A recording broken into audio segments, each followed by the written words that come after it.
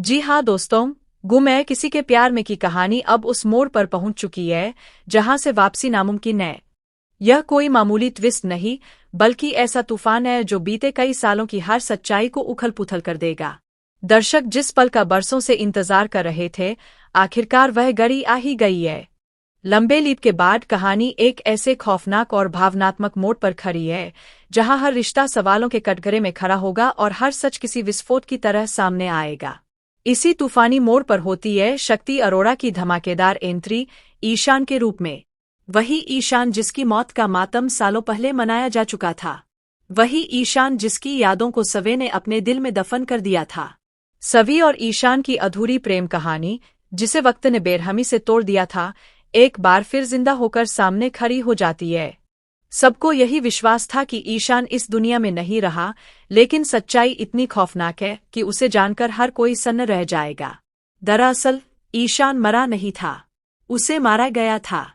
उसकी पहचान, उसके रिश्तों और उसकी जिंदगी को छीन लिया गया था। सालों तक वह गुमनामी की जिंदगी जीता रहा, हर दिन केवल एक सवाल से लड़ता रहा, क्या वह कभी अपने नाम, अपने प्यार और अपनी मां के पास लौट पाएगा। अब इतने सालों बाद ईशान लौट आया है, अपनी खोई हुई दुनिया को वापस लेने। जैसे ही वह सबको ढूंढते हुए उनके सामने पहुंचता है, माहौल एकदम सन हो जाता है। उसकी आंखों में सालों का दर्द, तड़प, आंसू और बदले की आग साफ झलकती है। वह एक एक करके सबका नाम लेता है, कांपती आवाज में मानो यकीन कर रहा हो कि वह सपना नहीं देख रहा।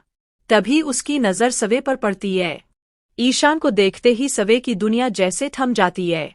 उसके हाथ कांपने लगते हैं, दिल जोर जोर से धड़कने लगता है और आंखों के सामने अतीत घूम जाता है। वह चाहकर भी यकीन नहीं कर पाती। भराई हुई आवाज में बस इतना ही कर पाती है, तुम ईशान कैसे हो सकते हो? तुम तो मर चुके थे। ईशान टूट जाता है। वह बार बार सवे को समझाने की कोशिश करता है, अपनी पहचान, अपने जख्म और अपनी सच्चाई दिखाना चाहता है। लेकिन जितना वह करीब आता है, उतना ही सवे का डर और गुस्सा बढ़ता जाता है। सवे चीख पड़ती है और कहती है, तुम कोई बहरूपिया हो, यह सब एक बहुत बड़ा झूठ है। उसे एक पल में ईशान की पूरी दुनिया धह जात